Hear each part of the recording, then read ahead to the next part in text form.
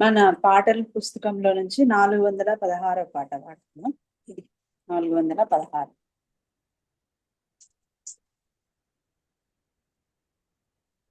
ఓ ప్రభువా, ఓ ప్రభువా, నీవేన మంచి కాపరివి, నీవేన మంచి కాపరివి, నీవేన మంచి కాపరివి, నీవేన మంచి కాపరివి. ఓ ప్రభువా, ఓ ప్రభువా, నీవేన మంచి కాపరివి, నీవేన మంచి కాపరివి.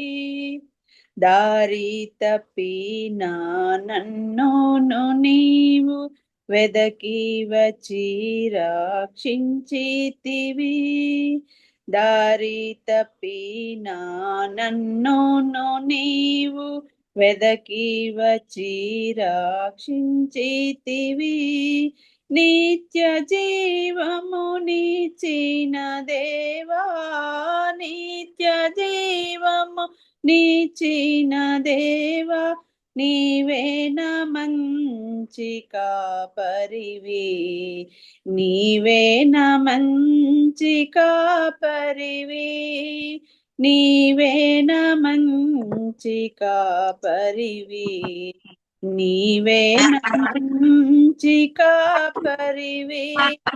ఓ ప్రభువా, ఓ ప్రభువా, నీవేన మంచి కాపరివి, నీవేన మంచి కాపరివి.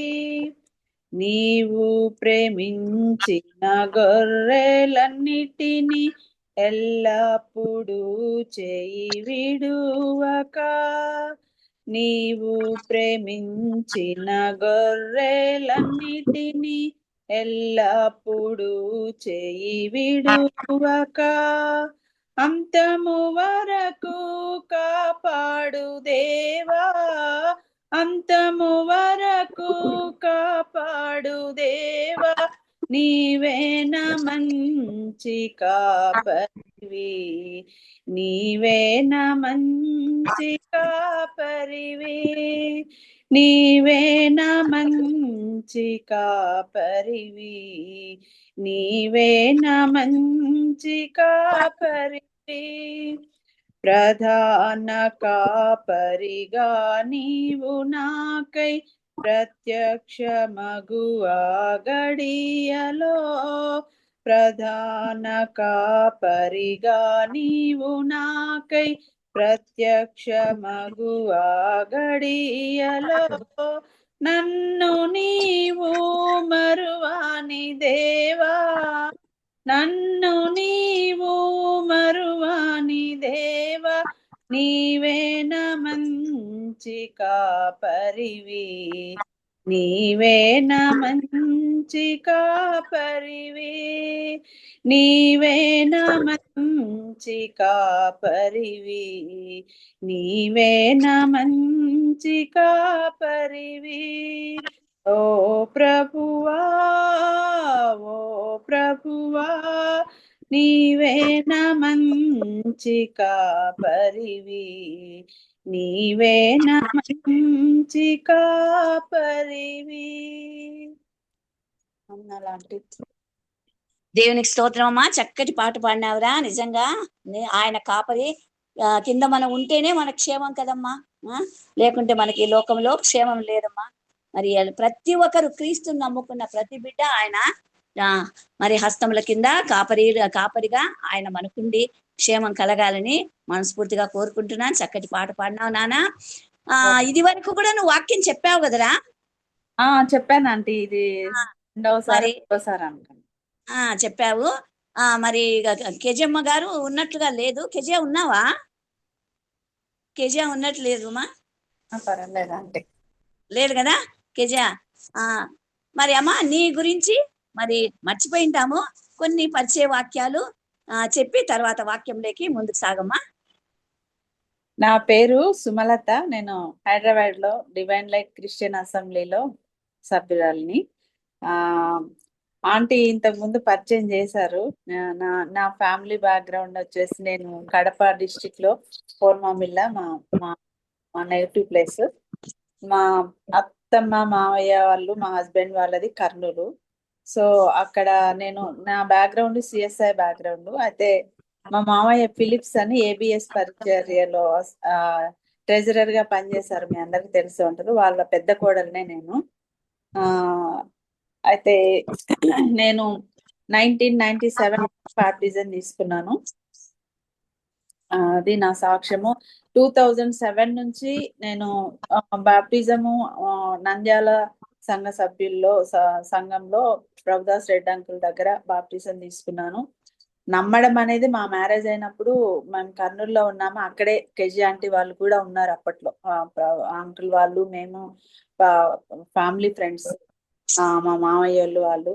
సో ఆంటీనే మా ఇంటికి వచ్చి నన్ను రక్షణ గురించి ఆ వాక్యాలు చెప్తూ ఉన్నప్పుడు నమ్మడం అనేది ఆంటీ ద్వారానే. బాప్టిజం తీసుకుంది ప్రభుదాస్ రెడ్డి అంకుల్. సంఘ సహవాసంలో ఎదుగుదలలో ఈ స్థితికి రావడానికి కారణం Divine Light Christian Assembly Annie అక్క. ఇలాగా నేను ఆత్మీయతలో నంద్యాల కర్నూలు ఈ డివైన్ లైట్ లో ఇలా వాక్య పరిచర్య వరకు నన్ను యానీ అక్క ఈ విధంగా నిలబెట్టింది. ఇది నా సాక్ష్యము. ఇంకా డీప్ గా నేను ఆల్రెడీ చెప్పాను ఆంటీ. ఓకే నాన్న, ఓకే. పరిచయ వాక్యాలు మరి మర్చిపోతాం కదా అవును నానా. మరి విన్నాం కదమ్మా. మరి ఎక్కడ ఆ అమ్మాయి ఉందంటే జోక్ దగ్గర ఉంది, జోక్ సంఘంలో ఉంది. యానీ దగ్గర ఉంది అంటే ఇంకెట్ట ట్రైనింగ్ అయింటుందో మీరు ఆలోచించండి. ఆత్మీయంగా ఎలా ఉందో ఆలోచించండి. దేవునికి స్తోత్రం అమ్మా. పిల్లలు ఎంతమంది నానా? 2 అమ్మాయిలు ఆంటీ. ఇద్దరు ఏం చదువుతున్నారు? సాఫ్ట్వేర్ జాబ్ చేస్తున్నారంట ఇద్దరు. ఓకే ఓకే, దేవునికి స్తోత్రం అమ్మా, దేవునికి స్తోత్రము. మరి వాక్యాన్ని పంచుకుంటావమ్మా. Okay aunty. వాక్య ధ్యానమై ప్రార్థన చేయండి ఆంటీ. చిన్న ప్రార్థన చేయండి వాక్యం. అమ్మా, ఎవరైనా ప్రేరేపించబడిన వాళ్ళు వాక్యం కోసము మరి ప్రార్థన చేయండి అమ్మా. వాక్యము మరి పరిశుద్ధాత్మ ద్వారా దేవుడు మనకి ఎటువంటి హెచ్చరికలు కావాలో, ఎటువంటి దిద్దుబాట్లు కావాలో, మరి మన జీవితాలు ఎలా సవరించుకోవాలో మరి బిడ్డ ద్వారా దేవుడు మాట్లాడేటట్లుగా మరి మనం ప్రార్థనలో కొనసాగుదాం. ఎవరైనా ప్రేరేపించబడిన వాళ్ళు ఒక 2 నిమిషాల కంటే ఎక్కువసేపు ప్రార్థన చేయొద్దండి. కేవలం వాక్యం కోసం అందరి హృదయాలు తెరవబడేటట్లుగా ఏమైనా చేస్తారా? చేయండమ్మా. క్లుప్తంగా 1 నిమిషము లేక 2 నిమిషాలు. పరిశుద్ధురా పరమ తండ్రి, గొప్ప నా తండ్రి, నా దేవ, నా యేసయ్య ప్రభా, సమస్తం ఎరిగిన వాడని స్తోత్రం. నాకు సొంతం లేనివాడ, నిత్య నరకులను తప్పించిన గొప్ప దేవుడని స్తోత్రములు. కరుణామేడ, దయామేడ, కనికలసే, ప్రేమగలసే, జ్ఞానగలసే, కృపలసే నామల కంటే పైనమైన గొప్ప దేవుడని స్తోత్రములు, వందనములు. నీకు అనేకమైన కృతజ్ఞతలు చెల్లిస్తున్న ప్రభావ, ఇంతవరకు చేసిన ప్రార్థనలు నీకు ఆమెను చెప్తున్నాం తండ్రి. అయ్యా ప్రభా, తనక్కని తండ్రి ప్రభా, మంచి వాక్యములు వాడుకోతండి. అయ్యా చక్కని పాట పాడిన తండ్రి ప్రభా, తండ్రి నా ప్రభా, ఆ కుటుంబాన్ని కాపాడి తిరిగి రక్షించు తండ్రి ప్రభా. నా తండ్రి వాక్యం చెప్తున్నా తండ్రి, మంచి వాక్యం తండ్రి నీరుగట్టి ఫలించడానికి సహాయం చేయని చిత్తములు నెరవేర్చు ప్రభా తండ్రి. కాపాడి తిరిగి రక్షించు తండ్రి, నీ రెక్కల సంది దాచుకుతండి ప్రభా. సాక్ష్యాల ద్వారా తండ్రి, పాటల ద్వారా తండ్రి ప్రభా, తండ్రి మంచి వాక్యాన్ని తండ్రి ఎన్నో అంటున్నాం తండ్రి. అయ్యా తండ్రి మర్చిపోకుండా తండ్రి హృదయంలో పెట్టుకోవడానికి మాకు సహాయం చేతండి. కలుసుకున్న వారందరినీ చేసుకోతాను. ఆశపడ తృప్తి పరచు నేను సమస్తం నేను నీ పాదాల అడుక్కుంటున్నాను తండ్రి ప్రభా. ఆశపడ ప్రాణాన్ని తృప్తి పరచు తండ్రి ప్రభా. ప్రయాసపడ భారం సమస్తం అంతా నా దగ్గరికి రండి. మీకు ఇష్టాంతి నీ దగ్గర నీ గొప్పలు చెప్తున్నాను తండ్రి. సహాయం చేయి. సమస్తం నీ పాదాలు చదివి వేడుకొని పరలోకమా అంటే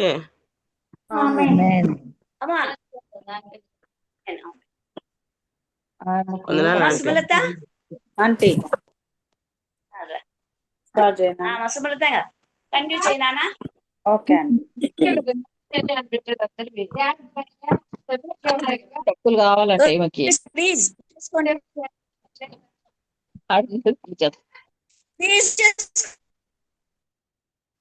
వాక్య ధ్యాన నిమిత్తమై మత్తయి సువార్త 6వ అధ్యాయము. వినిపిస్తుందా అంటే ఓకే అమ్మా, బాగా వినిపిస్తుందిరా. Okay, thank you. మత్తయి సువార్త 6వ అధ్యాయము 16, 17, 18 వచనాలు చదువుకుందాం. మత్తయి సువార్త 6వ అధ్యాయము 16, 17, 18 వచనాలు చదువుకుందాం. మీరు ఉపవాసము చేయనప్పుడు వేషధారుల వలె దుఃఖముఖులై ఉండకుడి. తాము ఉపవాసము చేయుచున్నట్టు మనుషులకు కనబడవలెనని వారు తమ ముఖములను వికారము చేసుకొందురు. వారు తమ ఫలము పొందియున్నారని నిశ్చయముగా మీతో చెప్పుచున్నాను. ఉపవాసము చేయుచున్నట్టు మనుషులకు కనబడవలెనని కాక రహస్యమందున్న నీ తండ్రికే కనబడవలెనని నీవు ఉపవాసము చేయనప్పుడు నీ తల అంటుకొని నీ ముఖము కడుకొనుము. అప్పుడు రహస్యమందు చూస్తున్న నీ తండ్రి నీకు ప్రతిఫలమిచ్చును. దేవుడు చదివిన వాక్యాన్ని దీవించి ఆశీర్వదించి పంచిపెట్టును గాక. అద్భుతం. ఈ ఫాస్టింగ్ ప్రేయర్ అని ఈ అంశానికి ప్రేయరు. ఈ ఫాస్టింగ్ ప్రేయర్ అనేది ఇప్పుడు మనం చదువుకున్న భాగాన్ని కొండ మీద ప్రసంగం అని అంటారు. చాలా అద్భుతమైంది కదా. సర్మన్ ఆఫ్ ద మౌంట్ అని ఇంగ్లీష్ లో అంటారు. అద్భుతమైన ప్రసంగం ఇది. మీ అందరికీ తెలిసింది. మీరు ఇంకా చాలా అద్భుతంగా చెప్పగలరు. కానీ దేవుడు నాతో మాట్లాడిన, నాకు నేర్పించిన సత్యాలను మీ ముందు ఉంచడానికి దేవుడు నన్ను బలపరచుగాక. దేవుడు తన ప్రజల ప్రత్యేకత ఏంటిదో చెప్పబడింది ఈ ఈ ఈ మా ఈ చదవబడిన వాక్యంలో. ప్రభు వారు ఇందులో ధన్యతలు, ధర్మశాస్త్రాన్ని గురించి చెప్పారు. కానీ అయితే మనం గమనించవలసింది ఒకటి ఉంది ఇందులో. ఏంటిది అంటే మీరు చెప్పగలరు. ఏదైనా చెప్పగలరా మీరు? ఇప్పుడు చదివిన దాంట్లో మీతో మీతో అనే మాట ఎక్కువగా ఉంది. అంటే ఆయన ప్రజల యొక్క ప్రత్యేకత ఏమై ఉండాలి, ఆ ఉన్నత విధానం ఏంటి అని అంటే, ఆ లోకంలో ప్రజల యొక్క ప్రత్యేకత ఎలాగుండాలి అని, లోకంలో ఉన్న ప్రజలు ఎలాగున్నారు, ఆనాడు ధర్మశాస్త్రాన్ని అనుసరించేవారు ఎలా ఉన్నారు, కానీ మీరు ఎలా ఉండాలి అని చెప్పేదే ఈ కొండ మీద ప్రసంగం. అందుకే గమనించండి, ఇక్కడ మనం చదువుకున్న అధ్యాయంలో 16వ వచనంలో ఏముంది? తాము ఉపవాసము చేయుచున్నట్టు మనుషులకు కనబడవలనని వారు తమ ముఖములను వికారం చేసుకుందరు అని ఉంది కదా.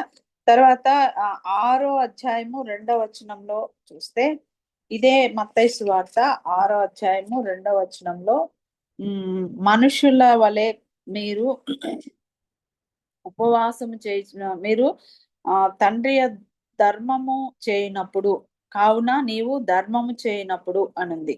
అలాగే 5వ వచనంలో చూస్తే మీరు ప్రార్థన చేయనప్పుడు వేషధారుల వలె ఉండవద్దు. ఒక దగ్గర ఏమనుంది? లోకమందు ధర్మము చేయనప్పుడు, రెండవదిగా ప్రార్థన చేయనప్పుడు, మూడవదిగా ఉపవాసం చేయనప్పుడు అని ఈ 3 మాటలు ఉన్నాయి. ఈ విధంగా మనము చూస్తే పొరుగువాని ప్రేమించే విషయంలో ఎలా ఉండాలి, ఇవన్నీ దైవికమైన ఒక స్టాండర్డ్, అంటే ఒక ప్రమాణాలను తెలియజేసే గ్రంథమే లేదా సందేశము అని చెప్పొచ్చు కొండ మీద ప్రసంగం. దేవుని బిడ్డలమైన మన యొక్క జీవితాలు, మన స్థితి ఎలా ఉండాలో తెలియజేసే ఉన్నతమైన సందేశమే ఇది. ఇందులో ముఖ్యమైన భాగం అంటే మనము దీన్ని ఎలాగ అన్వయించుకోవాలి అని అంటే, ఇందులో 2 పదాలను మనము మెయిన్ తీసుకుంటే, మత్తయి సువార్త 5వ అధ్యాయము 47వ వచనంలో చూస్తే, మత్తయి సువార్త 5వ అధ్యాయము 47వ వచనంలో చూస్తే అక్కడ ఏముందనంటే, మీ సహోదరులకు మాత్రము వందనము చేసిన ఎడల మీరు ఎక్కువ చేయుచున్నదేమి, అన్యజనులను అలాగూ చేయుచున్నారు కదా. ఇది గుర్తుపెట్టుకోండి. మీరు ఎక్కువ చేయుచున్నదేమి అంటే, మీ సహోదరులకు మాత్రం వందనం చేసిన మీరు ఎక్కువ చేయుచున్నదేమి అనేది గుర్తుపెట్టుకోండి. రెండవదిగా మత్తయి సువార్త 6వ అధ్యాయము 8వ వచనంలో చూస్తే, మీరు వారి వలె ఉండకుడి. అక్కడ ఏమన్నాడు? వందనములు చేయుచున్న మీరు ఎక్కువ చేయుచున్నదేమి అన్నారు. ఇక్కడ 6వ అధ్యాయం మత్తయి సువార్త 6వ అధ్యాయం 8వ వచనంలో అయితే మీరు వారి వలె ఉండకుడి అన్నారు కదా. మీరు వారి వలె ఉండకుడి అంటే మీరు నా బిడ్డలై నన్ను వెంబడించే వారై ఉండాలి. ఉండి మీరు వందనం చెప్పింది అందరు చెప్పిందే మీరు చెప్తున్నారు, వారికంటే ఎక్కువ ఏం చేశారు అన్నట్టుగా ఆ ప్రశ్న మనకు అర్థం చేసుకోవాలి. అంటే పరిచయుల 5వ అధ్యాయం 20వ వచనంలో ఏమని ఉంటది చూడండి. 5వ అధ్యాయము మత్తయి సువార్త 5వ అధ్యాయం 20వ వచనంలో ఆ శాస్త్రుల నీతి కంటేను పరిచయుల నీతి కంటేను మీ నీతి అధికము కాని ఎడల మీరు పరలోక రాజ్యంలో ప్రవేశింపనేరని మీతో చెప్పుచున్నాను కదా. అంటే మీ నీతి అధికము కాని ఎడల ఈ రెండు మాటల మనస్సులో నింపుకొని ఉంటే ఏమనంటే నేను దేవుని బిడ్డను, రక్షణ పొందాను కనుక లోకంలో అందరు చేసినట్టు చేస్తే ఏం లాభం కదా. వారి వలె మీరు ఉండకుడి, శాస్త్రుల నీతి కంటే మీరు అధికం చేసినట్టు కాదు. బయటి వారు రక్షణ లేని ప్రజలు కూడా నీతిగా నివసిస్తున్నారు, వాళ్ళు కూడా బాగానే నివసిస్తారులేండి అని అంటారు కదా. కానీ ఈ కొండ మీద ప్రసంగం అంటే మీరు వారి వలె ఉండొద్దు అని చెప్తున్నారు. ఇశ్రాయేలు ప్రజలు ఐగుప్తు నుంచి కనానుకు వెళ్తున్నారు. దాని ప్రభు వారు వారితో ఏమన్నారంటే ఐగుప్తు నుంచి వచ్చారు, ఐగుప్తు నుంచి వచ్చారు, వారి చేష్టలు ఉండకూడదు, కణానికి వెళ్తున్నారు, ఆ వెళ్ళేవారి గుణగణాలు కూడా మీలో ఉండకూడదు అన్నారు. అంటే వెళ్ళే దేశంలో ఉన్న వారి గుణగణాలు ఉండద్దు, మీరు ఎక్కడి నుంచి వచ్చారో అక్కడి వారి గుణగణాలు కూడా ఉండద్దు అని. ఇంకెలా ఉండాలి అంటే ఐగుప్తు ప్రజల కార్యాల ఆచారాలు చేయడానికి లేదు, కనాను వెళ్తున్నారు, అక్కడ ఎవరున్నారు? పెరజీలు, హివ్వీలు, ఎక్కడ యబూసీలు వీళ్ళంతా ఉన్నారు కదా, వారిలాగా కూడా మీరు ఉండొద్దన్నారు. ఇంకెలా ఉండాలి అని అంటే నేను చెప్పినట్టు చేయండి, అంటే దేవుడు చెప్పినట్టు చేయాలి అని ప్రభు వారు మనకు తెలియజేస్తున్నారు. మనం వెనకున్న వాటిని మరచి మన చుట్టూ ఉన్న ప్రజల ఆచారాలు కూడా చేస్తున్నామా అది గమనించుకోవాలి. కానీ ప్రభు వారు ఆయన పిల్లలుగా, ఆయనకి ఇష్టమైనట్టుగా ప్రత్యేకింపబడిన పిల్లలుగా ఉండాలని ఆయన ఆశపడుతున్నాడు ప్రభు వారు. మత్తయి సువార్త 6:16 ఏమన్నాడు? మనం ఇప్పుడు చదువుకున్న భాగమే కదా. ఉపవాసము చేయనప్పుడు వేషధారుల వలె దుఃఖముకులై ఉండకుడి. ఇది అందరూ బైబిల్లో చిన్న సండే స్కూల్ పిల్లల నుంచి ఎవరు అడిగినా ఈ వాక్యం తెలియని వారు ఎవరు ఉండరు కదా. అంటే పరిచయులు, సుంకర్లు, సద్దుకాయలు, శాస్త్రులు, అన్యజనులు అందరూ ఉన్నారు కదా. చాలా మంది వారు ఉన్నట్లు చేసిన చేష్టలు మీరు చేయొద్దు అంటే ఈ వారి చేష్టలు అంటే ఎక్కువ స్టూడెంట్స్, యవ్వనస్తులు కదా. లోకంలోకి వెళ్ళినప్పుడు అలా ఉండొద్దు, ప్రత్యేకింపబడిన వాళ్ళలాగా నువ్వు ఉండొద్దు అని అంటే అందరూ చేస్తున్నారమ్మా, నేను ఒక్కదాన్ని ఎలా ఉండాలా అని అంటారు కదా. అంటే లోకంలో ఆచారాలను మనము ఫాలో అవ్వద్దు అన్నట్టుగా ఇక్కడ మనం చూస్తున్నాం. అంటే లోకస్తులు దేవుని బిడ్డలకు తేడా కనపడాలి, అది గమనించుకోవాలి. మనం విడిచి వచ్చింది లోకము, మనం వెళ్ళబోయేది పరలోకం కదా. మనం విడిచి వచ్చింది లోకం, మనం వెళ్ళేది పరలోకం. లోకంలో జీవిస్తున్నాం కానీ లోక మాలిన్యం మనకు అంటకూడదు, లోక ఆచారాలు మనలో ఉండకూడదు, లోక పద్ధతులు మనలో ఉండకూడదు. ఫర్ ఎగ్జాంపుల్ లోక పద్ధతులు అని అంటే పెళ్లిళ్ళలో ఎక్కువ చూస్తుంటా. అంటే మన బ్రదర్ అండ్ అబ్రోడ్ కాదు కానీ వేరే డినామినేషన్స్ లో చూస్తే అన్ని చేస్తారు వాళ్ళు. నలుగులు, అదేమంటారు, పెళ్లి పందిర్లు, డీజేలు ఇవన్నీ పెడుతూ ఉంటారు. కానీ అదే విధంగా ఎవరన్నా ప్రభు సన్నిధికి వెళ్ళినప్పుడు అది కూడా చాలా పూలు చల్లడము ఏవేవో చేస్తూ ఉంటారు కదా. ఇవన్నీ ఏంటివి? అన్ని ఆచారాలు కదా. అంటే సేవకునిగా మనము ఏం చెప్తారో సంఘంలో అవి నేర్చుకోవాలి. పరలోకపు స్టాండర్డ్స్ ను మనం చేత పట్టుకొని ఉండాలి. అంటే ఒక విశ్వాసిగా మనము ఎవరి స్టాండర్డ్ ను వారు, నువ్వు విశ్వాసివి, దేవుని బిడ్డను నేను అలా చేయకూడదు, ఒక సేవకుడుగా నేను అలా చేయకూడదు, ఒక యవ్వనస్తురాలుగా నేను అలా దేవుని నమ్ముకున్నాను, దేవుని బిడ్డను అలా, ఇది ఎవరి స్టాండర్డ్ ను వాళ్ళు నిలబెట్టుకోవాలి.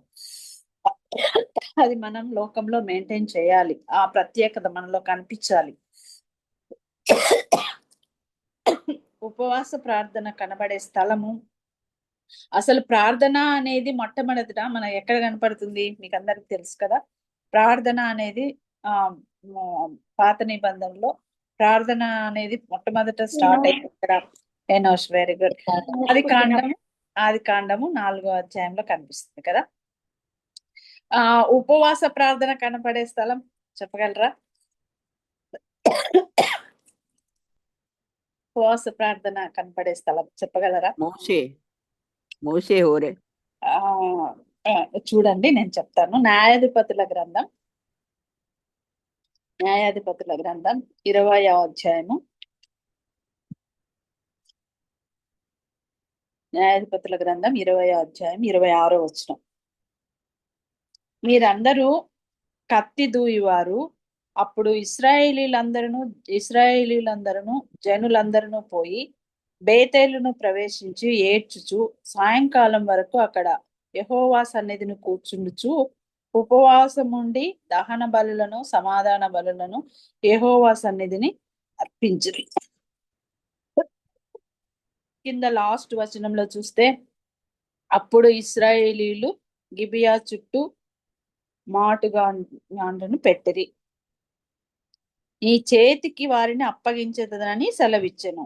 యెహోవా వెల్లుడి రేపు నీ చేతికి వారిని అప్పగించదనని సెలవిచ్చెను. 28వ వచనం చివరి లైన్ లో. అక్కడ 26వ వచనంలోనేమో ఇశ్రాయేలీలందరూ జనులందరూ పోయి బేతేలును ప్రవేశించి ఏడ్చుచు సాయంకాలం వరకు అక్కడ యెహోవా సన్నిధిని కూర్చుండుచు ఉపవాసం ఉండి దహన బలులను సమాధాన బలులను యెహోవా సన్నిధిని అర్పించిరి. అదే 28వ వచనం చివరిలో రేపు నీ చేతికి వారిని అప్పగించదనని చెప్పాను. బేతేలులో ప్రవేశించి అప్పుడు ఇశ్రాయేలీలందరూ జనులందరూ పోయి ఆ వచనం చదువుకున్నప్పుడు ఉపవాసం ఉండి దహన బలులు యెహోవా సన్నిధిన వారు అర్పించిన. క్రొత్త నిబంధనలో స్ట్రాంగ్ గా అదే ప్రస్తావన చేయబడింది. ఉపవాస ప్రార్థన ఈ దినాల్లో తగ్గిపోయిందనే చెప్పచ్చు. అంటే ఎట్లాగంటే వాళ్ళకున్న శరీర బలహీనతలను బట్టి ఆత్మీయంగా ప్రార్థన చేస్తారు కానీ ఉపవాస ప్రార్థన చాలా తక్కువైపోయింది కదా. సంఘంలో వ్యక్తిగతంగా ఎట్లాగైనా ఉపవాస ప్రార్థన చేయడం చాలా ప్రాధాన్యం. ఉపవాస ప్రార్థన వ్యక్తిగతమైంది, ఎవరి నిర్ణయం వారిది. ఇంకొకటి ఏంటంటే సమాజపరమైన ఉపవాస ప్రార్థన కూడా ప్రస్తావించబడింది. అది ఎక్కడ అంటే యోవేలు గ్రంథం. కావాలంటే చూడండి, యోవేలు గ్రంథం 1:14 ఉపవాస దినము ప్రతిష్ఠించుడి అని ఉంటది అక్కడ. తీస్తే చదవండి. యోవేలు గ్రంథం 1వ అధ్యాయం 14వ వచనంలో ఉపవాస దినము ప్రతిష్ఠించుడి, వ్రత దినం ఏర్పరచుడి అని ఉంటది కదా. కృత నిబంధనలో మత్తయి సువార్త 4వ అధ్యాయం 2వ వచనంలో మన ప్రభు అయిన యేసుక్రీస్తు వారు 40 దినాలు ఉపవాసం ఉన్నట్టు చూస్తున్నాం ప్రభు అయిన యేసుక్రీస్తు. తర్వాత మత్తయి సువార్త 4:2లో చూడండి. మత్తయి సువార్త 4వ అధ్యాయం 2వ వచనం చదువుతున్నాను.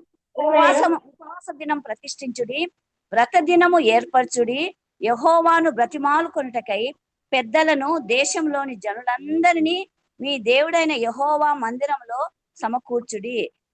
ఆహా యెహోవా దినం వచ్చినే. ఉపవాస దినం 14వ వచనం యోవేలు గ్రంథం 1:14. ఓకే అండి, అది అయిపోయింది. ప్రతిష్ఠించుడి, వ్రత దినం ఏర్పాటు చేయండి. మీకు జస్ట్ ఉపవాసం గురించి రెఫరెన్స్ చూపించారు. అదే మత్తయి సువార్త 4వ అధ్యాయము 2వ వచనం. 40 దినములు 40 రాత్రులు ఉపవాసం ఉండిన పిమ్మట ఆయన ఆకలి కొనగా ఆ శోధకుడు ఆయన యుద్ధకు వచ్చి నీవు దేవుని కుమారుడవైతే ఈ రాళ్ళు రొట్టెలగునట్లు ఆజ్ఞాపించమనెను. ఓకే సార్, ఇక్కడ మన ప్రభు అయిన యేసుక్రీస్తు వారు చేసినట్టుగా చూస్తున్నాం. అదే రెండవదిగా 2 కొరింథియన్స్ 11వ అధ్యాయం 22వ వచనం. రెండవదిగా 2 కొరింథియన్స్ 11:22. ఇదేమి అన్నపానములు పుచ్చుకొనుటకు మీకు ఇండ్లు లేవా? దేవుని సంఘమును తిరస్కరించి పేదలను సిగ్గుపరచుదురా? సారీ 27 11 27. కాబట్టి ఎవడు అయోగ్యంగా ప్రభు యొక్క రొట్టెను తినునో లేక ఆయన పాత్రలోనిది త్రాగునో వాడు ప్రభు యొక్క శరీరంను గూర్చి రక్తంను గూర్చి అపరాధి ఎగును. ఇక్కడ అపోస్తులైన పౌలు గారు చేసినట్టుగా చూస్తున్నాం. అదే అపోస్తుల కార్యాల గ్రంథం 11:27.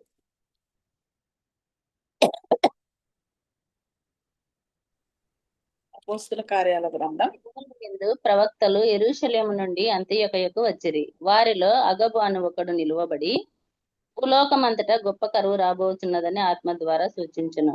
అది క్లౌదియ చక్రవర్తి కాలమందు సంభవించు. Okay, thank you. 2 కొరింథీ ఏ చదివారండి?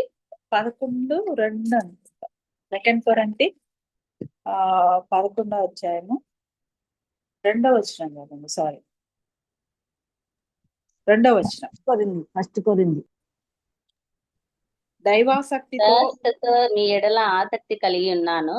ఎందుకనగా పవిత్రురాలైన కన్యకనగా ఒక్కడే పురుషునికి అనగా క్రీస్తుకు సమర్పింపవలనని మిమ్మును ప్రధానం చేసి తిని గాని. సో ఇప్పుడు 3 వచనాలు మనం చదువుకున్నాం కదా. ఒకటేమో మత్తయి సువార్త 4వ అధ్యాయంలో మన ప్రభువైన యేసుక్రీస్తు ఉపవాసం చేసినట్టుగా చూస్తున్నాం. సెకండ్దిగా అపోస్తులైన పౌలు గారు చేసినట్టుగా చూస్తున్నాం. 2 కొరింథీ 11 1 2 3. అపోస్తుల కార్యం 13లో చూస్తే సంఘమంతా ఉపవాస ప్రార్థన చేసినట్టుగా చూస్తున్నాం. అదే అపోస్తుల కార్యం 14:23లో చూస్తే అపోస్తుల కార్యం 14:23.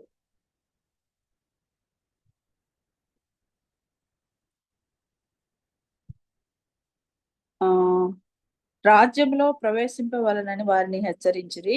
మరియు ప్రతి సంఘములో వారికి పెద్దలను ఏర్పరచి ఉపవాసం ఉండి ప్రార్థన చేసి వారు నమ్మిన ప్రభువునకు వారిని అప్పగించిరి. ఇక్కడ కూడా ఉపవాసం అని ఉంది కదా.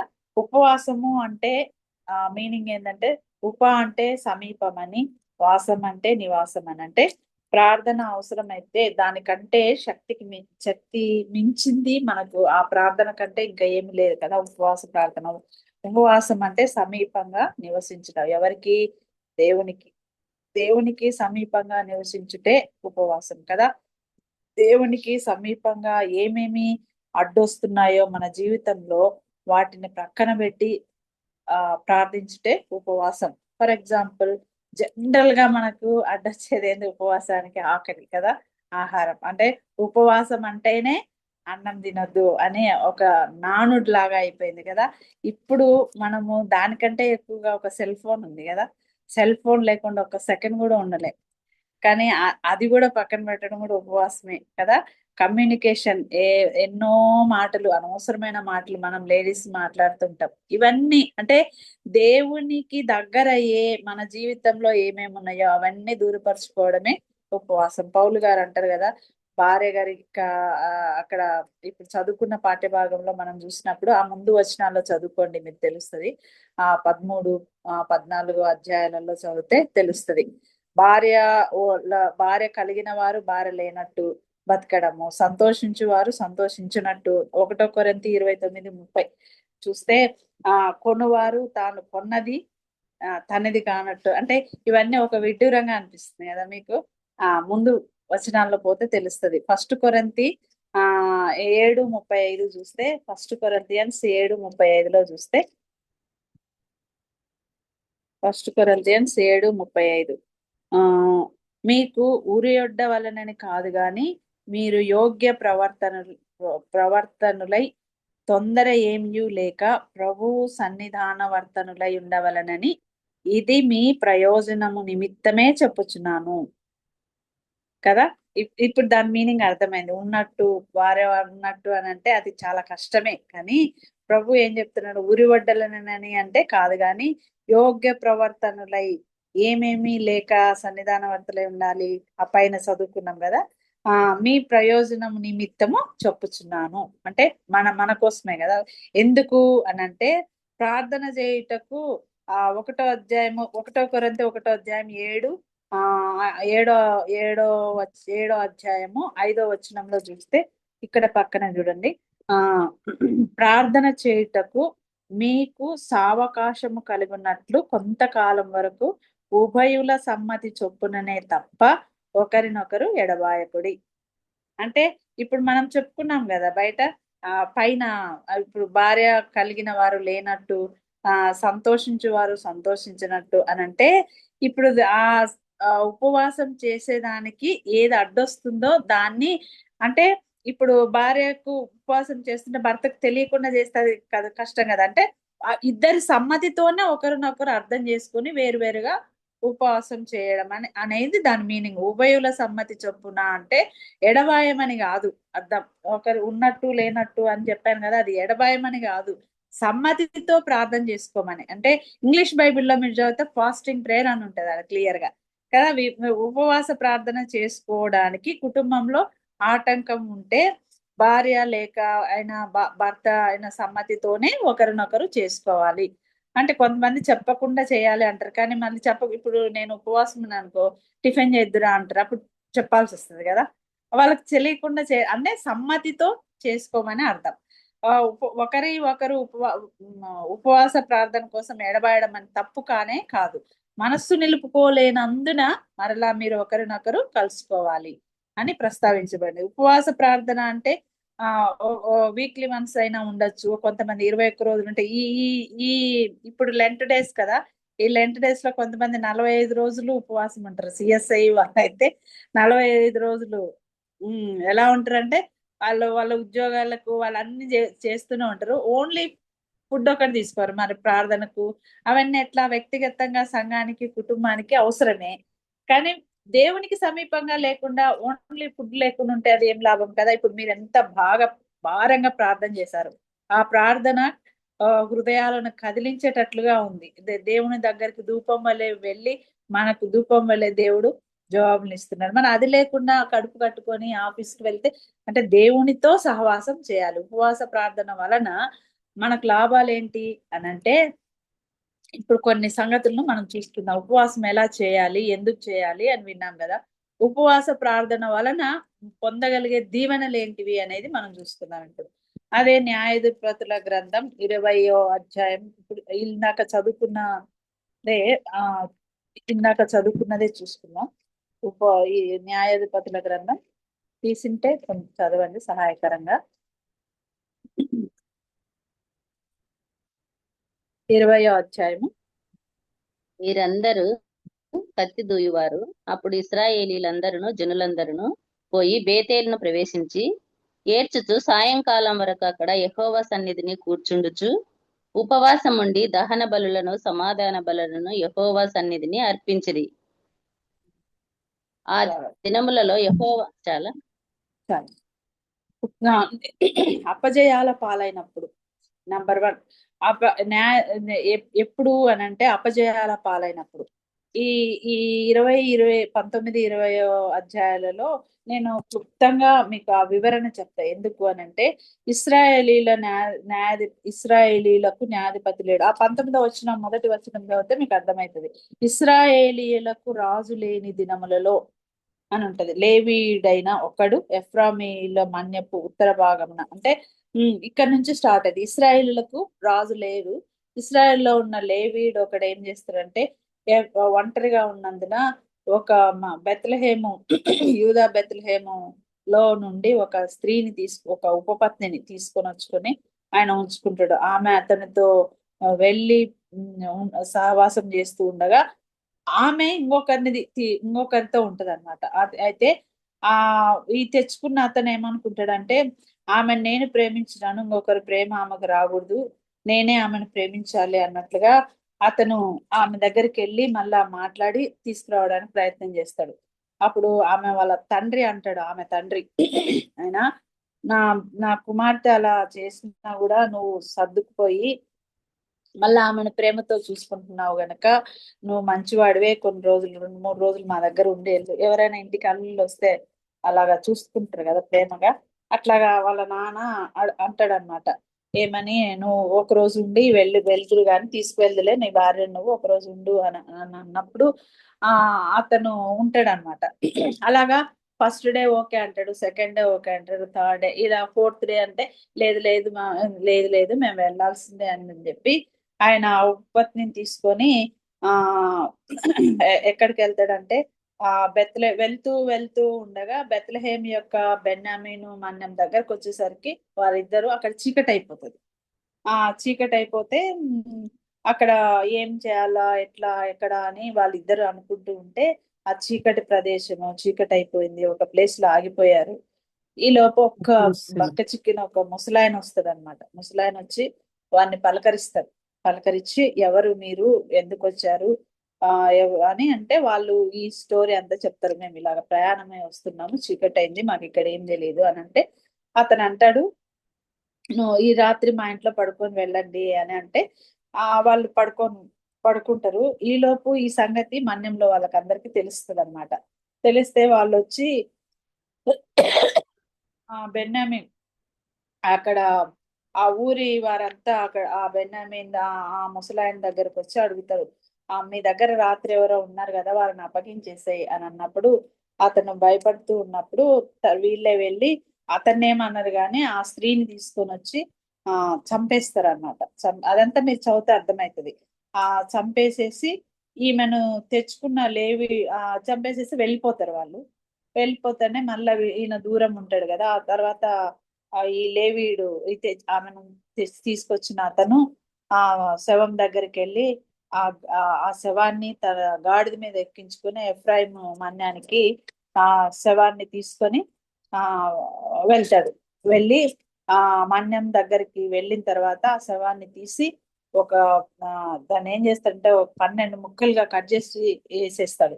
కట్ చేసి పడేస్తాడు. ఆ శవాన్ని కట్ చేస్తే 12 చేసిన తర్వాత 12 గోత్రాలకు దాన్ని ఇవి ఉన్నాయి కదా గోత్రాలు, రూబేను, యూదా, బెన్యామిన్, ఈ గోత్రాలకు అన్నమాట. 12 గోత్రాలకు దాన్ని పంపించేసి ఒక లేవీడు అది అంటే గోత్రాలు వారు దాన్ని చూసి ఒక్క బెన్యామీను గోత్రానికి మాత్రం పంపరు అన్నమాట, రారు. ఈ సమాచారము ఇది పంపించిండు కదా ఆ డెడ్ బాడీని ముక్కలు చేసి వాళ్ళంతా కలుసుకుంటారు. ఆ కలుసుకున్న వాళ్ళల్లో ఒక బెన్యామీన్ గోత్రం మాత్రం కలుసుకోదు. మిగతా వారు 12 గోత్రాలు కలుసుకున్నాక వాళ్ళు ఏమంటారంటే ఆ బెన్యామీన్ గోత్రానికి సమాచారం పంపించి మీరు ఇది ఇట్లా జరిగింది, ఆ చంపినోడు ఎవరో మీరు అతన్ని మా దగ్గరకు పంపిస్తే మేము న్యాయం చేసి లేవీడు అంటే అప్పుడు ప్రత్యేకమైన వాళ్ళు అని కదా దానికి అన్యాయం జరిగింది అని చెప్పి ఆ బెన్యామీను గోత్రానికి వీళ్ళు సమాచారం పంపిస్తే వాళ్ళు ఏం చేస్తారంటే రివర్స్ లో వీళ్ళ మీదకే యుద్ధానికి వస్తారు. యుద్ధానికి వచ్చి ఇశ్రాయేలీలందరినీ 12,000 మందిని ఒక చోట 42,000 మందిని మొత్తం ఒక చోట 20వ అధ్యాయంలోనే చూస్తాం ఇదంతా. 22,000 మందిని ఒక చోట మొత్తం 18,000 మందిని ఒక చోట చంపేస్తారు. 12వ వచనం 20వ అధ్యాయం 12వ వచనంలో 25వ వచనంలో కూడా చూస్తాం. ఈ వచనాలు మీరు తర్వాత చదువుకొని 2 అధ్యాయాల్లోనే ఉంటది ఈ సమాచారం అంతా. 19, 20 వాళ్ళు ఏం చేస్తారంటే వీళ్ళందరినీ యుద్ధం చేసి మొత్తం 42,000 మెంబర్స్ ని చంపేస్తారు. అప్పుడు వాళ్ళు అనుకుంటారు ఇలాగ అందరు చనిపోతున్నారు కదా, మనకు ఇంత అన్యాయం జరుగుతుంది లోకంలో కూడా ప్రస్తుతం. ఇప్పుడు మనకు లోకంలో కూడా ఇప్పుడు యుద్ధాలు అదే కదా జరిగేది. సో అలా అని వాళ్ళందరూ మాట్లాడుకొని తీర్మానం చేసుకుంటారు. ఏమని? ఉపవాసంతో దేవుణ్ణి అడుగుదాము, ఆయన పాదాలు పట్టుకొని ఆయన సహాయాన్ని అడుగుదాం అని చెప్పి ఉపవాసంతో ప్రార్థన చేస్తారు వీళ్ళంతా. మిగతా వాళ్ళు ప్రార్థన చేసినప్పుడు అత్యధిక విజయాన్ని దేవుడు అనుగ్రహిస్తారు బెన్యామీనుల మీద. అంతమంది ఎంతో మంది ప్రజలు వీళ్ళు ఉండగా అందరూ చనిపోగా 600 మంది మాత్రమే మిగులుతారు. ఎవరు? ఈ బెన్యామీను గోత్రం వాళ్ళు. అంటే వాళ్ళ ఉపవాస ప్రార్థన ఫలితం అది. దేవుని పిల్లలమైన మనకు భూమి మీద న్యాయం జరగకపోయినా సరే న్యాయాధిపతి అయిన ప్రభువుకు మనం మన కుటుంబాలను సమర్పించుకుంటే ఎక్కడైనా సరే జాబ్లో అయినా కుటుంబాల మధ్య అయినా తర్వాత మన ప్రతికూల పరిస్థితుల్లో అయినా ప్రస్తుతం చాలా వేదన బాధ ఉంటది.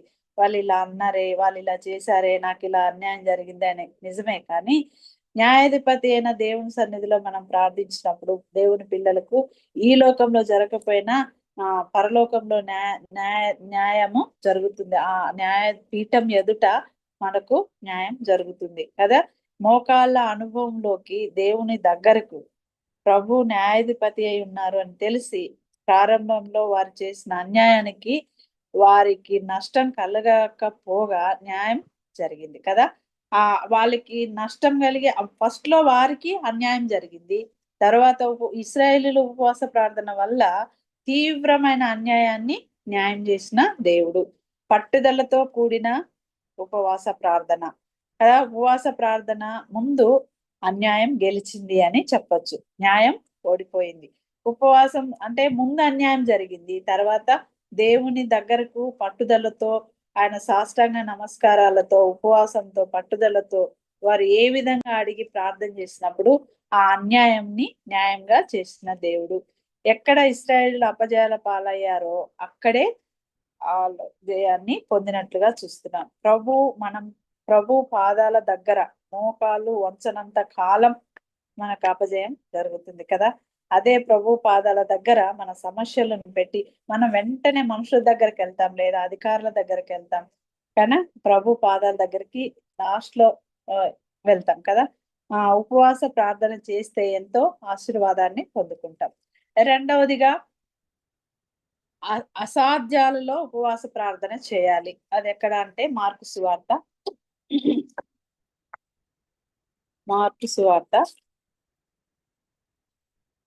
9వ అధ్యాయము, మార్కు సువార్త 9:29. అందుకు ఆయన ప్రార్థన వలననే కాని మరి దేని వలననైనను ఈ విధమైనది వదిలిపోవుట అసాధ్యమని వారితో చెప్పాను. ఆ ముందు స్టోరీ అంతా మీకు తెలుసు కదా. యేసు ప్రభు దగ్గరకు వచ్చారు వాళ్ళు. 23వ వచనంలో చూస్తే 23వ వచనంలో ఏమైనాను నీ వలనైతే మా మీద కనక్కరపడి మాకు సహాయం చేయమని అనెను. అంటే యేసు ప్రభు అంటే వాళ్ళు ఒక దయ్యాన్ని, అప్పుడు యేసు ప్రభు శిష్యులు ఇద్దరు వస్తూ ఉన్నప్పుడు ఏమైనా బాగు చెయ్యి అని ఆ దయ్యాన్ని వదిలిగొట్టమన్నప్పుడు వాళ్ళు యేసు ప్రభు శిష్యులు ముందు వచనాలలో అన్ని బాగానే చేస్తారు, కానీ ఈ మూగ దయ్యాన్ని మాత్రం వాళ్ళు వదిలివేయలేరు. అప్పుడు వాళ్ళు అంటారు, యేసు నీ వలన ఏమైనా అయితే చెయ్యి అని అంటారు. వాళ్ళు శిష్యులు ఎంత చేసినా అది వెళ్ళిపోవట్లేదు, ఆ సారాంశం అంతా వెళ్ళిపోవట్లేదు. చివరకు దేవుని దగ్గరకు వచ్చారు వాళ్ళు. అందుకు ఆయన ఆ శిష్యులు అంటారు, అందుకు ఆయన ప్రార్థన వలననే గాని మరి దేని వలనైనాను ఈ విధమైనది వదిలిపోవటం అసాధ్యమని వారితో చెప్పాను. దేవా, మరి ముందు వచనాలలో ముందు అన్ని కార్యాలు మేము చేయగలిగాం కదా, ఈ దయాన్ని మేము ఎందుకు వెళ్ళగొట్టలేకపోతున్నాము అని ఆ శిష్యులు దేవుణ్ణి అడిగితే దేవుడు మా యేసు ప్రభు వారు ఇచ్చిన ఆన్సర్ ఏంటంటే ప్రార్థన వలననే. ఫుట్ నోట్ లో ఉంటుంది చూడండి, అక్కడ 2 అన్న సంఖ్య వేసి ఉపవాసము వలననే అని ఉంది అక్కడ కదా. మీరు చూడండి కావాలంటే. ప్రార్థన వలననే మరి దేని వలనైనాను ఈ విధమైనది వదిలిపోవుట అసాధ్యమని చెప్పింది. అంటే అపనమ్మకం. ఆ తర్వాత వాళ్ళు వండర్ఫుల్ స్టేట్మెంట్ ఇచ్చారు, ఏమని? నమ్ముట నీ వలనైతే నమ్మిన వారికి సమస్తము సాధ్యము. ఆ తర్వాత వారు నీ వలన ఏమైనా అవుతుంది అన్నప్పుడు యేసు ప్రభు నమ్ముట వలన నమ్మిన వారికి సమస్తము సాధ్యము అని మనం వాక్యంలో చూద్దాం. ఆ తర్వాత అపనమ్మకం లేకుండా సహాయం చేయదేవా అని, అపనమ్మకం లేకుండా నువ్వు సహాయం చేయదేవా అని అంటారు వాళ్ళు కదా. 24వ వచనంలో అంటే మనలో ప్రార్థన చేసేటప్పుడు సంపూర్ణ విశ్వాసం ఉండాలి. దేవుడు నాకు ఇది చేసేస్తాడు, మనము నమ్మి పొంది ఉన్నాము అని చేస్తున్నాం కదా, అది పెదవులతో కాక హృదయాంతరంగంలో నుంచి ఆ విశ్వాసాన్ని మనం కనబరిస్తే దేవుడు కూడా మన విశ్వాసాన్ని వమ్ము చేయరు. ఇది మనం కూడా యేసయ్య దగ్గర చెప్పాలి. మన జీవితాల్లో మూగదయము బాగైంది, ఆ కుటుంబం వారు వెళ్ళిపోయారు, అయితే ఆ శిష్యులు అడిగినందుకు దేవుడు ఆ మాట వారికి నేర్పించారు. ఫుట్ నోట్ లో ఉంది కదా, ఉపవాసం వలననే సాధ్యం అన్నట్టు. సరే అయితే తర్వాత ఇరిమియా ఇరిమియా 32 అధ్యాయము ఉంటే అబ్రహాంతో అన్నాడు ఒకే మాట, ప్రభువారు నీకు అసాధ్యమైనది ఏది, చూడండి కావాలంటే ఇర్మియా భక్తుడితో చెప్తారు. ఇర్మియా 32:18 27 వచనం. ఇర్మియా గ్రంథం 32వ అధ్యాయము నీకు అసాధ్యమైనది ఏదియూ లేదు. 18వ వచనం. యెహోవా ప్రభువా, సైన్యములకు అధిపతియగు యెహోవా వాడా, శూరుడా, మహాదేవా, నీ అధిక బలం చేతను చాచి 27 ఇర్మియా 32:27. యెహోవాను సర్వ శరీరులకు దేవుడను, నాకు అసాధ్యమైనదేదైనా నుండునా. చూడండి, అసాధ్యమైనది ఏదైనా ఉండునా. దేవునికి అసాధ్యమైనది ఏది లేదు అని మనతో రూఢిగా చెప్తున్నాడు. అబ్రహాంతో అన్నాడు కదా, ఆ మాట ఒకే మాట ప్రభు అన్నాడు కదా, నీకు అసాధ్యమైనది ఏది లేదు. ఉపవాస ప్రార్థన చేయాలి. దానికి అడ్డు వచ్చేది ఏదైనా సరే, అన్నమైనా సెల్ ఫోన్ అయినా ఇంకేదైనా, మన హృదయంలో ఉన్న క్షమించలేని మనుషులు ఉండొచ్చు, క్షమించలేనిది ఆ జాబ్ లో ఏదైనా సరే, అది మనం ప్రక్కన పెట్టి దేవుని పాదాలు పట్టుకుంటే మనకు ఉపవాస ప్రార్థనలో దేవుడు జవాబు ఇస్తాడు. తర్వాత ఎజ్రా 20 మేము ఉపవాసం ఎజ్రా భక్తుడు చెప్తాడు. మూడవదిగా ఎజ్రా గ్రంథము 8:23. మూడవది ఉపవాసం ఉండి ఎజ్రా గ్రంథము 8వ అధ్యాయం 23. ఆ సంగతిని బట్టి మా దేవుని వేడుకనగా ఆయన మా మనవి అంగీకరించెను.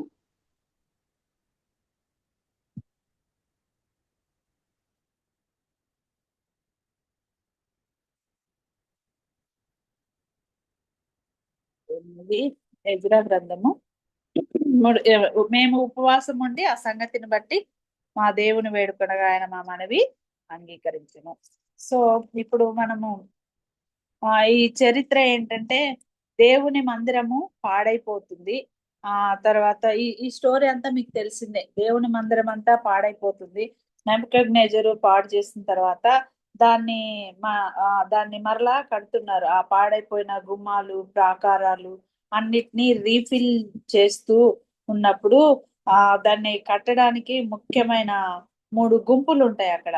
అవి చాలా మంది వెళ్ళారు, కానీ అందులో 3 గుంపులు ఏవి అంటే జెరుబ్బాబేలు, ఎజ్రా, నెహమ్యా. ఈ గుంపులుగా వెళ్ళి కల్దీల రాజు దగ్గర సెలవు తీసుకొని వెళ్తూ ఉంటారు. ఎజ్రా ఆ రాజుతో అన్నాడు, మా దేవుడు ఆ యుద్ధానికి వెళ్ళేటప్పుడు ఆ ఎజ్రా అంటాడు, కల్దీల రాజుతో అంటాడు ఏమని అంటే, మా దేవుడు మా పక్షాన ఉంటాడు, మేము ఆశ్రయించిన దేవుడే కనుక ఒకవేళ ఆశ్రయించకపోతే మా దేవుడు మమ్మల్ని విడిచిపెడతాడు. మాకు ఆ భరోసా మాకు ఉంది. మేము మీ మీద ఆధారపడము అని దేవుని ఆ రాజు వారి గుంపుకు ఈ ఎజ్రా చెప్పి, కనుక దేవుడి పని చేయడానికి వెళ్తున్నాం కాబట్టి సహాయం చేస్తాడు అని వాళ్ళతో డైరెక్ట్ గా స్టేట్మెంట్ ఇచ్చేసి బయలుదేరి ఆ గుంపు ఆ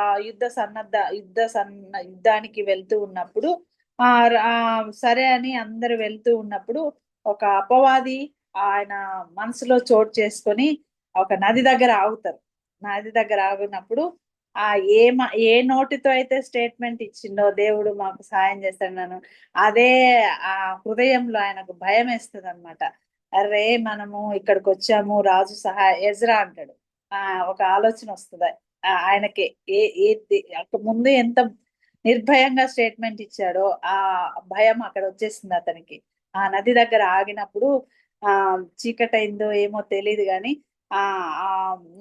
అహావా నది దగ్గర పోయే దారిలో శత్రువులు ఉన్నారు, మనలను ఏమన్నా చేస్తారేమో, ఇప్పుడు భయం వేస్తుంది, రాజు సహాయం తీసుకుందామా అని అనుకుంటాడు. అప్పుడు ఈయనకు ఆల్రెడీ స్టేట్మెంట్ ఇచ్చాడు కదా, దేవుడు మాకు ఆశ్రయిస్తే వదిలిపోతాం కానీ మేము మా దేవుడు మా సాయం చేస్తాడని చెప్పారు కదా. ఈ మాట ఆ రాజును అడగడానికి ఆయనకు సిగ్గేసింది.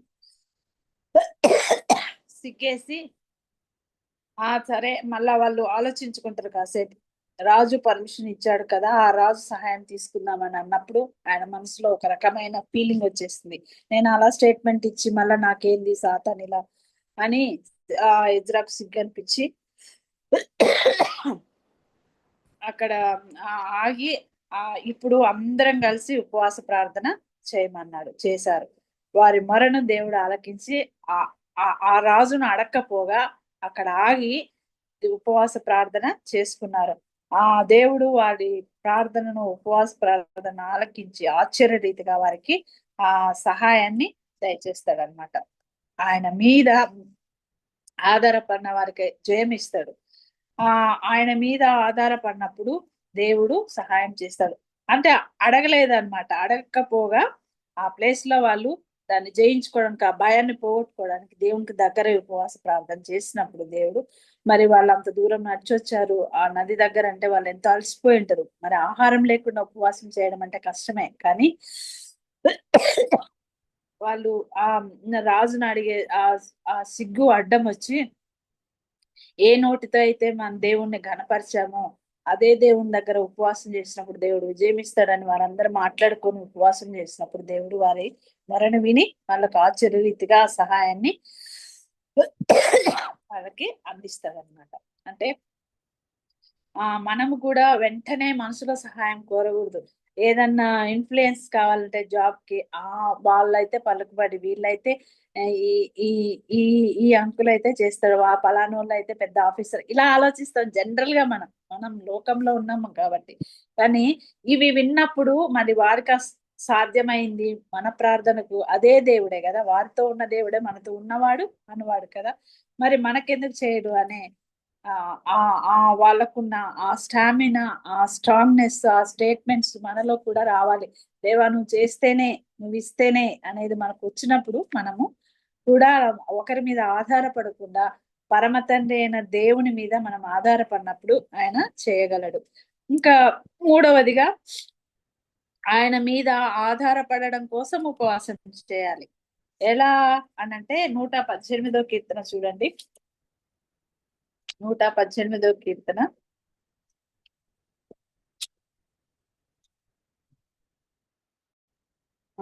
9వ వచనం.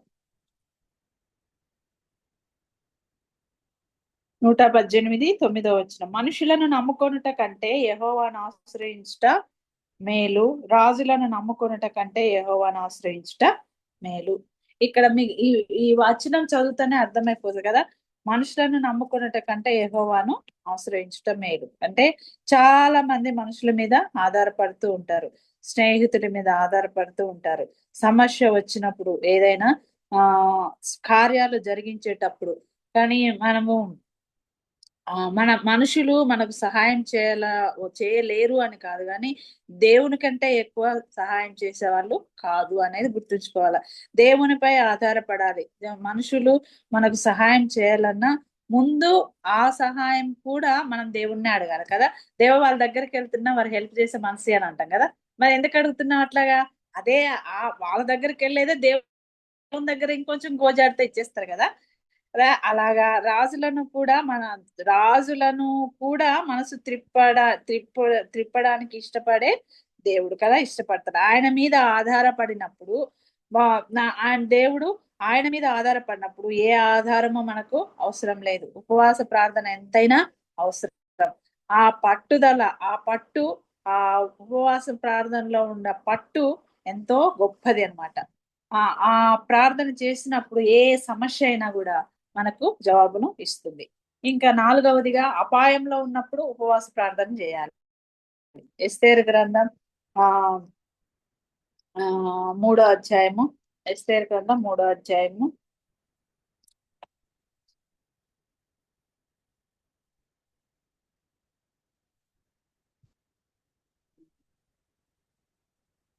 13వ వచనం. 3:13.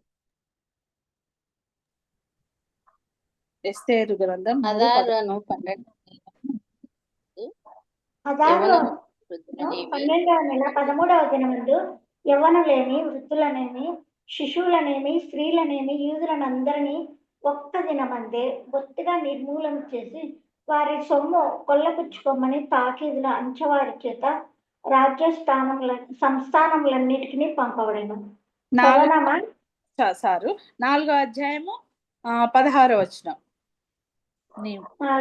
నీవు పోయి మొర్దెకై, అప్పుడు ఎస్తేరు మొర్దెకైతో మరలా ఇట్లనెను, నీవు పోయి షూషన్ నందు కనబడిన యూదులనందరినీ సమాజ మందిరం నాకు సమకూర్చి నా నిమిత్తము ఉపవాసం ఉండి 3 దినములు అన్నపానములు చేయకుండి. ఇంకా 9వ అధ్యాయం చాలా 9వ అధ్యాయం 15వ వచనం. ఇదే అన్ని ఒకేసారి చదివిస్తా, టైం అయిపోతుంది. 9, 15వ వచనం చదవండి. 14వ దినమందు కూడుకొని షూషన్ నందు 300 మందిని చంపివేసిరి. అయితే వారు కొల్ల సొమ్ము పట్టుకొనలేదు. చాలు. ఇక్కడ మీకు అర్థమైంటది, భక్తికి భక్తిహీనతకు పోరాటం అన్నమాట. అంటే భక్తిపరుడైన మొర్దెకయి హామానుకు సాష్టాంగ నమస్కారం చేసి తర్వాత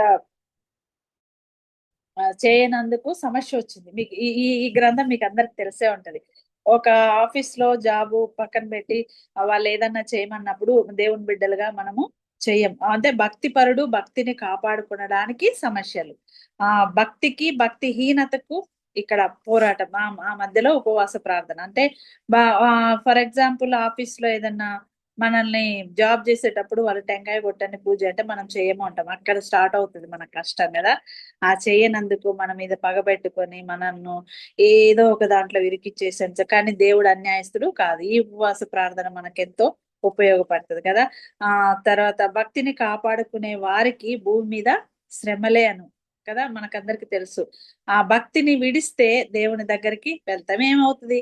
ఒకవేళ ఏదన్నా అయితే మనం దేవుని దగ్గరికి వెళ్తాం కదా. భక్తిని కాపాడుకుని దేవుని దగ్గరికి వెళ్ళాలా. భక్తిని విడిస్తే ఏం చేయాలా? పూజ చేయాలా. పూజ చేస్తే వాళ్ళు ప్రమోషన్లు ఇస్తారు, అన్ని చేస్తారు. మనకి ఏది కావాలో అది ఇస్తారు. ఎందుకు? వాళ్ళు అడిగింది మనం చేసినాం కాబట్టి. ఈ పోరాటాల గుండా చాలా మంది వెళ్తూ ఉన్నారు లోకంలో కదా. హామాను మొర్దెకై మీద పగ కదా, ఒక్కని మీదనే కాదు, తన జనాంగాలందరి మీద, అంటే యూదులందరి మీద ఫలానా నెల ఫలానా దినాన చంపేద్దామని శాసనం పుట్టించాడు. ఆ 4వ అధ్యాయం 16వ వచనంలో ఉంటది కదా ఉపవాస ప్రార్థన అనేది. ఇప్పుడు మనం చదువుకున్నాం 9, 16 ఈ 3 వచనాలు కలిపి రాజ్య సంబంధమైన తాకీదు తిరగబడింది అని అంటే ఏ సంవత్సరంలో యూదులందరినీ చంపాలని రాజు నిర్ణయించాడో అదే నెల అదే సంవత్సరం యూదుల శత్రువులందరినీ కూడా హతమార్చడం జరిగింది అన్నమాట. ఈ ఉపవాస ప్రార్థన అనేది రాజ్య అధికారుల మనస్సు మార్చగలిగిన ప్రార్థన. దీనికోసం ఈ వచనాలు చదివిస్తుంది. సామెతలు 21:1 చూస్తే యెహోవా చేతిలో రాజు హృదయం నీటి కాలువల వలె ఉన్నది. మీరు చదవండి కావాలంటే. ఆ మాట నన్ను ఎంతో ఆకర్షించింది. అంటే మనకొచ్చిన సమస్యలు, మనకొచ్చినవి ఎంత బాధ, ఎంత వేదన, మనకు అగైనిస్ట్ ఏదన్నా జరిగితే, అనరాని మాటలన్నా, అనరాని జరగరాని కార్యం మన నమ్మకంగా ఉన్నప్పుడు జరిగితే ఇంకా బాధ ఎక్కువ కదా. ఈ మాట నన్ను ఎంతో ఆదరించింది. ఎందుకంటే యెహోవా చేతిలో రాజు హృదయం నీటి కాలువల. మనం ఎవరైనా సరే మనం దేవునికి నమ్మకంగా ఉన్నప్పుడు వారి హృదయాలను దేవుడు కదిలిస్తాడు. మరి అదే సంవత్సరం అదే నెల తిరగబడ్డం అంటే ఏంది? దేవుడు అసాధ్యాన్ని సాధ్యపరిచి అదే నెల అదే సంవత్సరంలో యూదుల శత్రువులందరినీ కూడా హతమార్చాడు. మరి మనకు చేత కదా, మనం చేయలేమా? మన వాళ్ళకి చేసిన దేవుడు మనకెందుకు చేయడు? అదే అట్లాగా మన జీవితంలో కూడా మనము దేవునికి ఉపవాసము సంపూర్ణంగా సమర్పించుకున్నప్పుడు, ఏదో మనుషులు చూడాలని నేను ఉపవాసం ఉన్నా అని కాదు, కానీ వేషధారుల వలె అని ముందుగా చదువుకున్నాం కదా. దానికి ఈ ఉపవాస ప్రార్థన మనం ఎలా చేయాలి, ఏ సందర్భంలో ఎవరెవరు ఎలా చేశారో మనం చూసాం. చివరిగా అపోస్తుల కార్యాలు 13:2-3 చదివితే ఒక్కసారి చూడండి. అపోస్తుల కార్యాలు అయిపోయింది, ఇంకా 2 minutes. 13:2-3 వారు ప్రభువును సేవించుచు ఉపవాసం చేయుచుండగా పరిశుద్ధాత్మ, నేను బర్నబాను పౌలును పిలిచిన పని కొరకు వారిని నాకు ప్రత్యేకపరచుడని వారితో చెప్పాను. అంతటా వారు ఉపవాసం 14 ఉండి ప్రార్థన చేసి వారి మీద చేతులుంచి వారిని 14:23 అట్లనే 14:23 నేను చదువుతాను. మరియు ప్రతి సంఘములో వారికి పెద్దలను ఏర్పరిచి ఉపవాసం ఉండి ప్రార్థన చేసి వారు నమ్మిన ప్రభువునకు వారిని అప్పగించిరి. 2 వచనాలు కూడా, అది మీరు చదివింది ఇది 2. ఉపవాసంతో సంఘం ప్రార్థించగా ఆయన పని కొరకు ఉపవాస ప్రార్థన అని చెప్పొచ్చింది. ఆ సంఘం అంతా ప్రార్థించగా దేవుడు విస్తారమైన సేవ చేయడానికి పౌలును ఏర్పాటు చేసుకున్నారు. 12 మంది శిష్యుల్లో కూడా అంతగా సేవ కనబడకపోవచ్చు, కానీ అపోస్తలుడైన పౌలు గారు చేసిన సేవ ఎంతో చాలా గొప్పది. కాబట్టి సంఘం అంటే అంతా మనమే కదా. సంఘం అంటే సంఘంలో సభ్యులే కదా. ఆయన పని కొరకు ఉపవాస ప్రార్థన. ఇప్పుడు మీరందరూ ప్రతిరోజు ఇన్ని అవర్స్ ఇంతసేపు ఎన్నో అంశాలు ప్రార్థన చేశారు. ఎందుకు? మీ సమస్య కాదు అది, సంఘ సమస్య నాది కాదు అనుకోలే కదా. ఆ నెహమ్యా అంటాడు కదా, నా నా ఆయన సమస్యను ఇతరుల సమస్యను ప్రాకారాలు మీద వేసుకొని ప్రార్థించాడు. తర్వాత మోషే ఇలాగా చూసినప్పుడు ఆదికాండంలో సొదొమ గొమొర్రాల అబ్రహాం ఈ ప్రార్థనలన్నీ పోల్చుకున్నప్పుడు మనం కూడా సంఘం కోసం అలాగా ప్రార్థన చేస్తే ఉపవాస ప్రార్థనలో ఉన్న శక్తి ఈ విధంగా మనము చూసినాం కదా.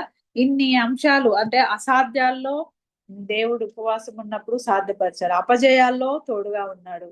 తర్వాత సంఘం కోసం ప్రార్థన, ఆ దేవుని మీద ఆనుకోవడానికి, అంటే ఏవి అడ్డొస్తాయో మనకు ఆనుకునేటప్పుడు మన శారీరక సంబంధంగా ఏవి అడ్డొస్తున్నాయో ఆయన మీద మనసు నిలుపుకొని ప్రార్థించడానికి ఏవి అడ్డొస్తున్నాయో దాన్ని తీసివేసుకోవడానికి ఉపవాస ప్రార్థన చేయాలి. ఇవన్నీ మనం విన్నాం. దేవుడు ఈ ప్రార్థనలను మనం చేయడానికి దేవుడు మనకు నేర్పించి మనం అలా ముందుకు సాగడానికి ప్రభు మనందరికీ సహాయం చేయను గాక. ఒక 5 minutes లేట్ అయింది, సారీ ఆంటీ. పర్వాలేదు నాన్న, పర్వాలేదు. వందనాలమ్మా.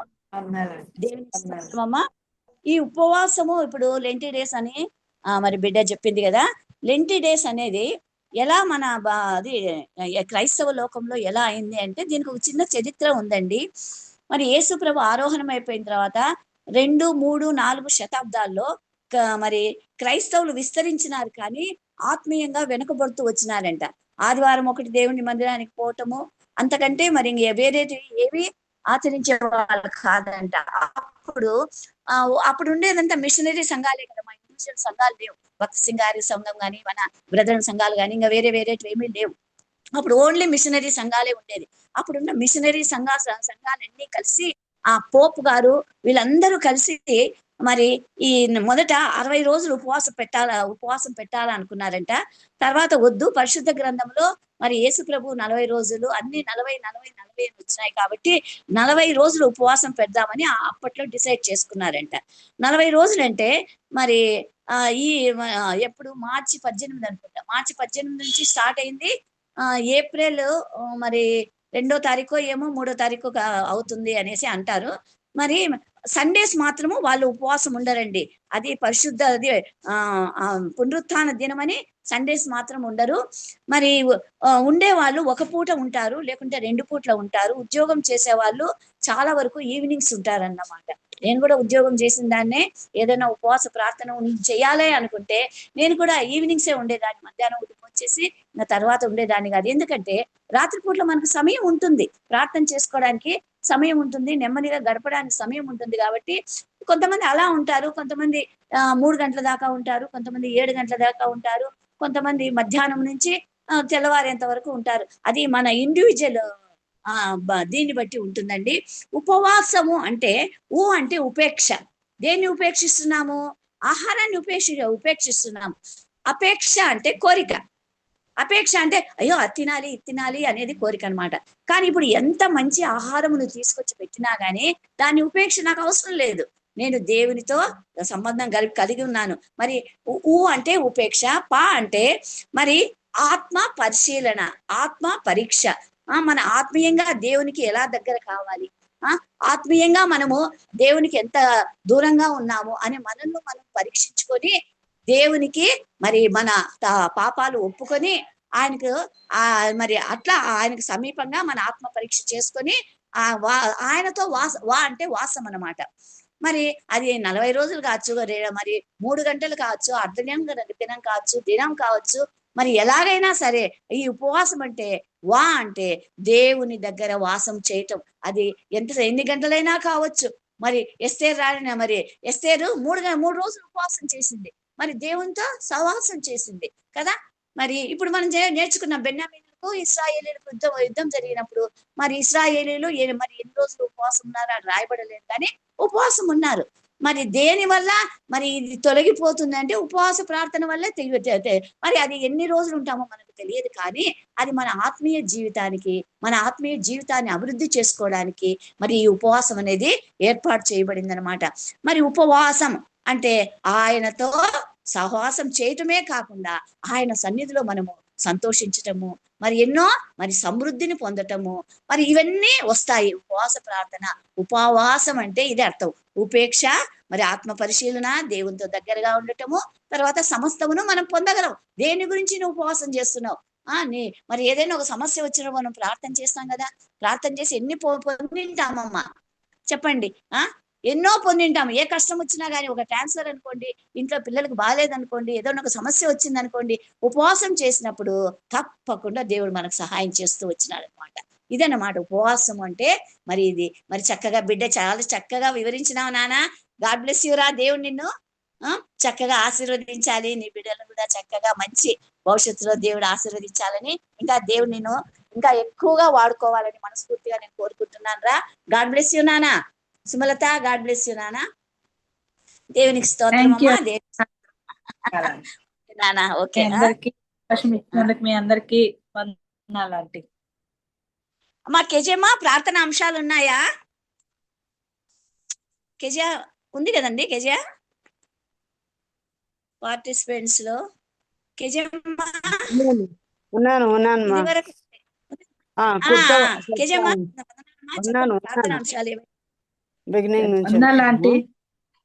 వందనాలు నాన్న.